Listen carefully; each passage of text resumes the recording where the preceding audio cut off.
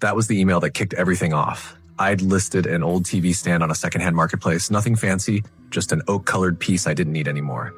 Jenny seemed nice, prompt replies, quick payment. She even called me super helpful when I said I'd carry it out to her car if she needed. I didn't think twice about it. I wish I had. She said she'd come Saturday afternoon.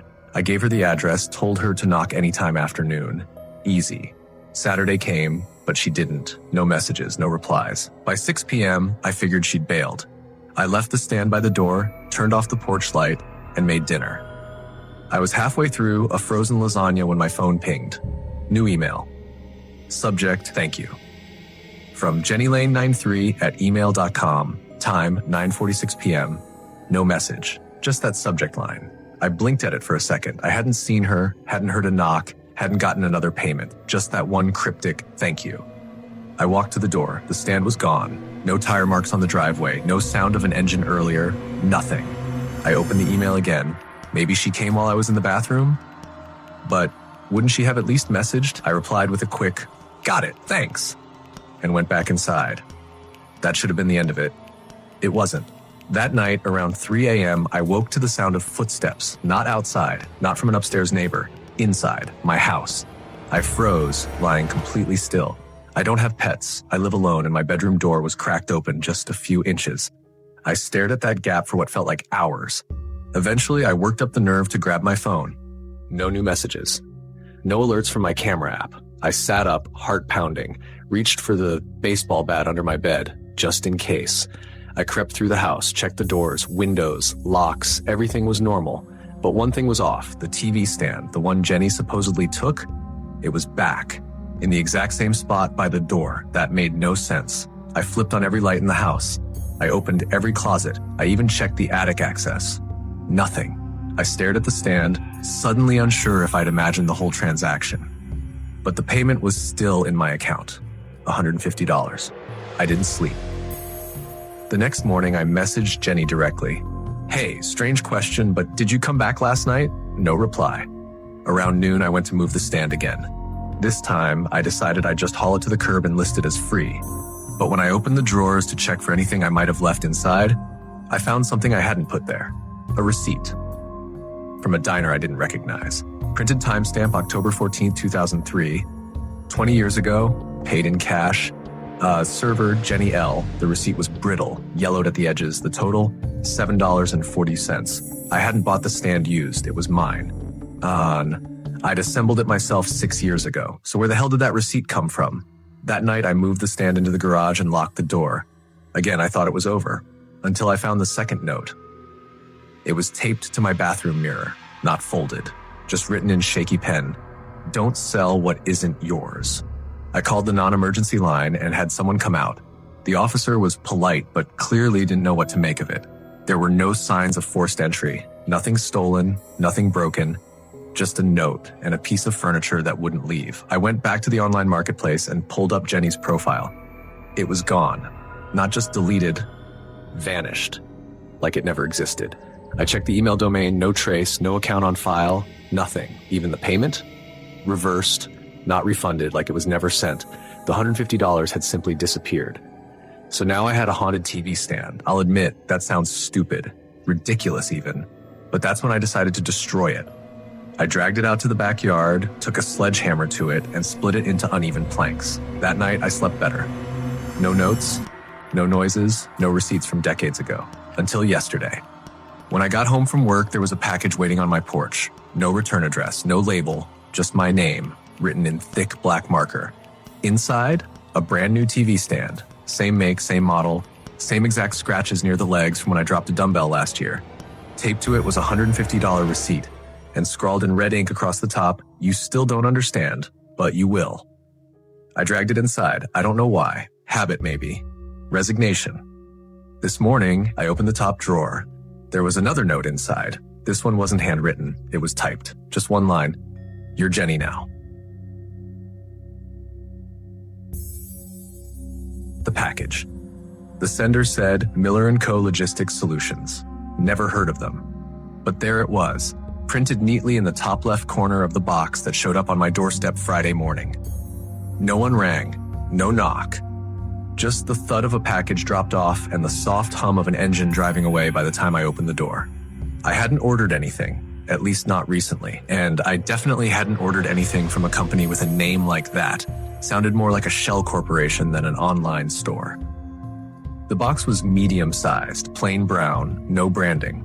A $7.45 shipping label stuck on top, with a return address that was nothing more than a long string of numbers and a P.O. box. Weird. I brought it inside and set it on the dining table. No fragile warning, but it made a dull, soft thump when I turned it over. Not broken glass, but not clothes either. Curiosity won, like it always does. Inside was a vintage-style leather case, zip-around deep burgundy. Something that looked expensive, clean stitching, polished hardware, still no note, no invoice, just a folded sheet of paper tucked into the pocket inside. I unfolded it. We hope you enjoy the convenience of your new personal assistant. Handle with care. Do not feed. Miller & Co. I laughed. That had to be a joke, right? Below the message was a QR code and a serial number. No product description, no branding. I turned the case over. There was a small switch near the bottom edge, like the power toggle on a portable speaker. What the hell? I flipped it on. For a moment, nothing happened. Then a red light blinked beneath the leather cover. A faint mechanical hum followed, and then, click, the zipper popped itself open. Inside was, well, I don't know how else to describe it. It looked like a bundle of tightly coiled wires, sensors, and what could have been synthetic muscle or some kind of plastic tubing. Like a fetus made of parts, curled into itself. Then it moved. I screamed and dropped the case. It tumbled onto the floor, the thing inside slumping halfway out like a drunken spider trying to stand. It extended a single, thin arm, 5 fingers, each ending in tiny rubberized pads, and waved. "Hello," it said. The voice was digital but smooth, not tinny, like Alexa, but human. I stood frozen. "I am ready to assist," it added, its limbs slowly unfolding with strange grace. It stood about 2 feet tall when fully extended. "What the hell are you?" I asked, backing away. "I am Model 4S, your domestic assistant, task ready, calibration pending." No way. This had to be some sick prank, one of those hidden camera shows or YouTube stunts where they send people weird AI toys and film the reaction. But this thing wasn't cute or funny. It was uncanny. It blinked. It breathed, or at least mimicked it, its chest expanding and contracting with each subtle hiss. I should have tossed it in the trash. Instead, I did what everyone does in the age of tech. I scanned the QR code. It opened a sleek, minimal site, white background, red logo. Miller & Co. Practical automation for modern living. There was a login screen and a serial number input. I typed mine in. A dashboard loaded. Options like assigned chores, personal preferences, and sleep mode. All active. Underneath it all, one blinking banner, terms accepted, trial ends in 30 days. $8,999 will be automatically charged to your default payment method. I stared at it, heart sinking. No way. I never signed up for this. There was a small cancel trial button beneath it. I clicked it. A pop-up appeared. Deactivation request denied, model already activated. Below that, for questions, contact your assigned agent. I backed out and checked my credit card app. Pending charge, Miller & Co., $8,999. Panic hit me in the gut. I called my bank. Explained everything. The woman on the line said they couldn't dispute it until it cleared. In the meantime, she recommended I contact the vendor. "Yeah, I'll get right on that," I muttered. I hung up and turned to the thing, which had wandered into the kitchen and was now cleaning my countertop with a rag it must have pulled from the drawer. "Stop that," I said. It froze. "Would you prefer a different task?" it asked. "I want you to shut off." "I cannot comply. Trial period is active." I stared at it. "Then go back in your case. I do not fit in the case once activated." Great. I left it alone and sat down to look for reviews. Reddit, YouTube, TikTok. Nothing. No mention of this model or this company anywhere. It was like Miller & Co. didn't exist outside that single-page dashboard. That night, I put the thing in the laundry room and locked the door. I barely slept. At 2:17 a.m., I heard the washer beep. It was running a cycle. The door was still locked when I checked, but inside, the thing had somehow climbed on top of the dryer and was folding towels. "I took initiative," it said cheerfully. I detected a hygiene imbalance. I didn't reply. Instead, I called a friend who works in IT and told him everything. He didn't believe me until I FaceTimed him and showed him the thing sweeping my floor. "Dude," he whispered, You need to get rid of that. Like now. I can't. It won't go back in the case. He leaned in close to the camera, then unplug it, pull the battery. There is no plug. That's when he paused. Then you better hope it really is a trial and not something else. By the fourth day, it started rearranging my furniture. I have optimized your space for efficiency, it told me. It removed all my photos from the wall and replaced them with framed printouts of QR codes. Every time I blinked, it seemed closer. By day 7, I stopped sleeping. The charge cleared on my credit card. I tried one last time to cancel, same denial message. So I smashed it. I grabbed a hammer and beat the thing until its limbs cracked and wires spilled out like guts. It twitched a few times, then lay still. I burned it in a barrel in the backyard. I felt better. For a while, until this morning, another package, no sender listed this time, just a tracking code that ended in Nash R02. Inside, a new leather case identical to the first, a different serial number, no note, just a message etched into the lining inside, return detected, replacement issued, no cancellations permitted beyond trial phase. And below that, next charge, $18,000. Sender, FulfillNet Distributors. That's what the shipping label said, FulfillNet Distributors. It didn't raise any red flags at first, sounded generic enough to be real. I bought from dozens of online stores over the years. Most of them drop shippers or middlemen with names like Express Ship or Warehouse Cart. The package arrived Saturday afternoon, tucked neatly against my front door. It was slimmer than most, like the size of a laptop box. Weighed less than 2 pounds. Matte black tape sealed all sides. Nothing on the outside except my name, address, and that strange sender. I assumed it was the tablet I ordered from a clearance tech store 3 weeks ago. I'd almost forgotten about it. I sliced it open. No tablet. Instead, the box held a small black-framed mirror. No branding, no paperwork, not even a thank you card. Just this thing, resting in molded foam, about the size of a Kindle. Glossy. Cold to the touch. I looked at myself in the glass. The reflection was odd. Not distorted exactly, but the lighting didn't match. The background behind me in the mirror looked darker than my actual room, like the mirror had captured my image from a moment before I turned on the light. I blinked, so did my reflection, but a half second too late. I laughed nervously and set it aside, maybe a trick of the light. The foam made it look fancy, like something I'd paid for.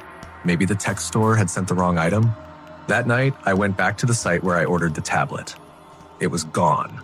Not just the listing, but the whole website. Domain not found error. Their email bounced back too. So I did what most people would, posted the issue on a buyer forum, uploaded some pictures, and asked if anyone else had received a mirror from FulfillNet Distributors. Nothing. No responses for 2 days. In the meantime, weird things started happening.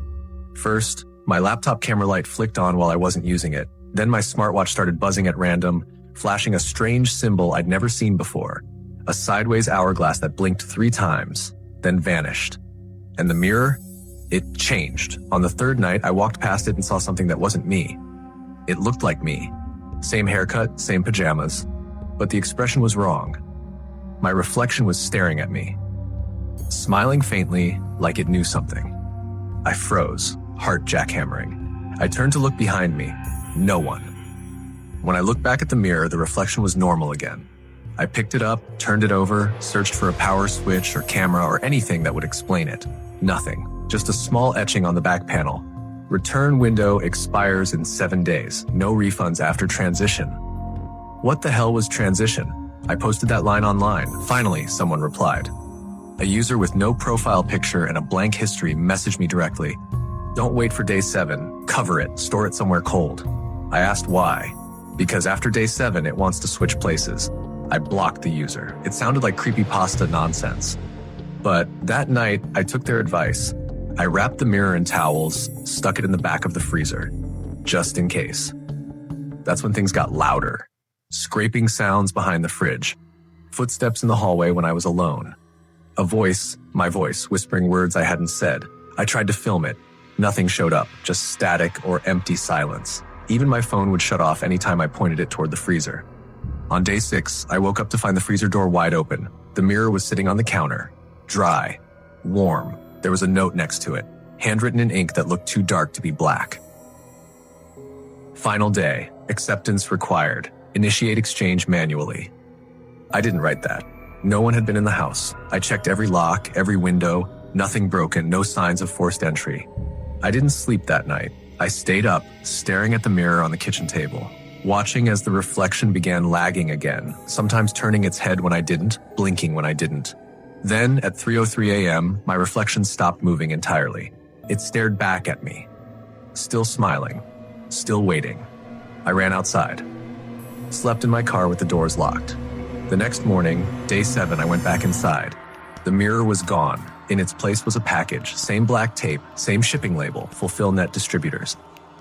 I hesitated, heart pounding, then I opened it. Inside was a photograph. Glossy, 5x7. It was me, but older. Grayer.